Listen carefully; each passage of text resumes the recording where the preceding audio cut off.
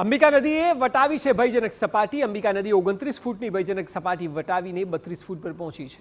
બિલીમોરાના વાડિયા બંદર રોડ વિસ્તારમાં પાણી ભરાવાની શરૂઆત થઈ। અંબિકા નદીની સપાટી વધતા ગોલ ગામ સંપર્ક વિહોણું છે। અંબિકા નદી કાંઠાના 14 જેટલા ગામોમાં પાણી ભરાવાની શરૂઆત થઈ। બાથા કલમઠા વિસ્તારોમાં ખેતરોમાં પાણી ભરાયા। ગણદેવી તાલુકાના અંબિકા કાંઠાના 16 ગામોને કરાયા છે એલર્ટ। ઉપરવાસમાં ભારે વરસાદથી નદીઓના જળસ્તરમાં વધારો થયો છે। ખાસ કરીને અંબિકા, પૂર્ણા અને કાવેરી નદીના જળસ્તરમાં વધારો છે। પૂર્ણા નદી ભયજનક સપાટી નજીક પહોંચી ચૂકી છે। પૂર્ણાની સપાટીમાં 2 કલાકમાં 10 ફૂટ જેટલો વધારો થયો। હાલ પૂર્ણાની સપાટી 22 ફૂટે પહોંચી છે। પૂર્ણા નદીની ભયજનક સપાટી 23 ફૂટ છે। ભયજનક સપાટીથી ફક્ત 1 ફૂટ દૂર છે પૂર્ણા નદી। એક સપ્તાહમાં બીજી વાર પૂરની ભીતિ સર્જાઈ છે અને કાવેરી નદીની સપાટી 14 ફૂટે પહોંચી છે અને ભયજનક સપાટી 19 ફૂટ છે। તંત્ર દ્વારા નવસારી અને બિલીમોરાના વિસ્તારોને એલર્ટ કરવામાં આવ્યા છે।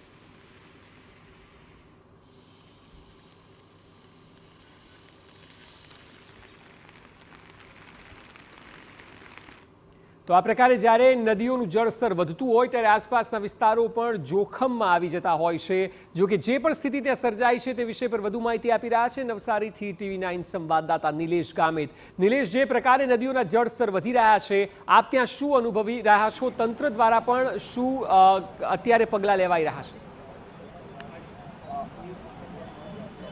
જી અક્ષય, નવસારી જિલ્લામાં જે કંઈક લોકમાતાઓ છે તે તમામ નદીઓની જળ સપાટીમાં વધારો થયો છે। ખાસ કરીને પૂર્ણા, અંબિકા અને કાવેરી એ ખૂબ મહત્વની નદીઓ છે। એમનો કેચમેન્ટ એરિયા જે છે એ સુરત, તાપી અને ડાંગ જિલ્લાનો કેચમેન્ટ એરિયા છે। એમાં સવારથી ધેમાર વરસાદ વરસી રહ્યો હતો, જેના કારણે જે સ્થિતિ છે એ વણસી છે। ખાસ કરીને ભયજનક સપાટી વટાવી ચૂકી છે। પૂર્ણા નદી છે, પૂર્ણા નદી પોતાની 23 ફૂટ ભયજનક સપાટી ધરાવે છે, પરંતુ હાલ 25 ફૂટ પર પહોંચી ચૂકી છે। અંબિકા નદી પોતાની ભયજનક સપાટી 28 ફૂટ ધરાવે છે, પરંતુ એ પોતાની 32 ફૂટ પર પહોંચી ચૂકી છે। એટલે હાલ નવસારી શહેર અને બિલીમોરા શહેર બંને જગ્યાએ પૂરની સ્થિતિ નિર્માણ થઈ છે, જેને લઈને સમગ્ર જિલ્લાનું તંત્ર દોડતું થયું છે। નવસારી શહેરમાં હાલ પાણી ભરાવાની શરૂઆત થઈ ચૂકી છે। પૂરના પાણી આવી ચૂક્યા છે। હિદાયતનગર વિસ્તારમાં, બેસતખાડા વિસ્તારમાં પાણી ભરાવાની શરૂઆત થઈ ચૂકી છે, જે દર વખતે આ ત્રીજી વખત આ પૂરની સ્થિતિ નિર્માણ થઈ છે। કેટલાક નવસારી શહેરના કેટલાક લોકો સાથે જે કંઈક વાત કરીશું કે જે આ જે સ્થિતિ નિર્માણ થઈ છે એની જે સ્થિતિ શું છે અને ક્યાં પહોંચી શકે। આ કયા પ્રકારની સ્થિતિ છે અને કેવો વરસાદ વરસ્યો છે, શું સ્થિતિ નિર્માણ થઈ શકે એવું લાગે છે? 2 કલાક પહેલાં તો જે આખી નદી ખાલી હતી, હવે 23 ફૂટ ભયજનક જે સપાટી છે તે પાર કરી ગઈ છે અને અહીંયાના જે નીચાણ જે વિસ્તાર જે ખરા, કાશીવાડીથી લઈને ભેસતખાડાથી લઈને ચોરમલા ફળિયાથી હિદાયતનગર, જેમાં આ પાણી જવાની શરૂઆત થઈ ગઈ છે અને એ લોકોને બીજી જગ્યાએ સ્થળાંતર કરવાની પ્રક્રિયા તંત્ર દ્વારા હાલ ચાલુ છે। ઓકે, કયા કયા વિસ્તારમાંથી પાણી આવે છે? જે કે પૂર્ણા નદી છે એમાં અને શું સ્થિતિ નિર્માણ થઈ છે?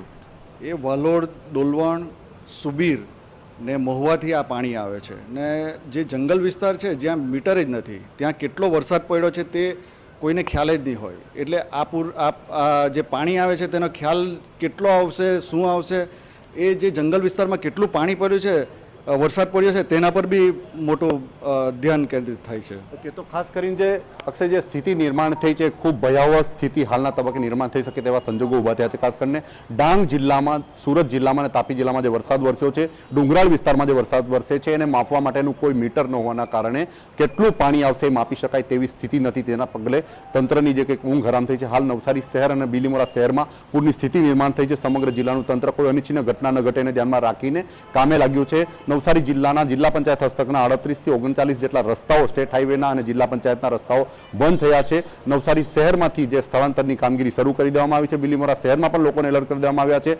એક ઘટના એવી પણ ઘટી છે કે બિલીમોરા શહેરના જે કંઈક બિલીમોરા અંબિકા નદીના કાંઠામાં 2 ટ્રકો જે કંઈક ફસાઈ ગઈ હતી, એમાં 10 લોકોને રેસ્ક્યુ કરીને કાઢવામાં આવ્યા છે। એ ઉપરાંત મોરલી ગામમાં 2 ખેડૂતો ફસાઈ ગયા છે, એમને પણ રેસ્ક્યુ કરીને કાઢવાની આવશ્યકતા ઊભી થઈ છે। ગોલ ગામ જે છે, ગોલ ગામ પણ જે સંપર્ક વિહોણું બન્યું છે। અંબિકા કાંઠાના અને પૂર્ણા કાંઠાના જે કંઈક 30 થી વધુ ગામોને એલર્ટ કરવામાં આવ્યા છે।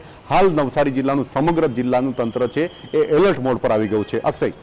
જી બિલકુલ નિલેશ, આભાર આપનો સમગ્ર માહિતી આપવા બદલ। તો જે પ્રકારે નિલેશ જણાવી રહ્યા છે કે ત્યાં જે સ્થિતિ છે તે અકલ્પનીય છે અને હવે રાતનો સમય આવશે। જો જળસ્તર વધ્યું તો પછી સ્વાભાવિક છે કે જે લોકો નીચાણવાળા વિસ્તારમાં રહે છે, જે લોકો કાંઠા વિસ્તારમાં પેરેલલ રહે છે, તે તમામને તકલીફ પડી શકે છે।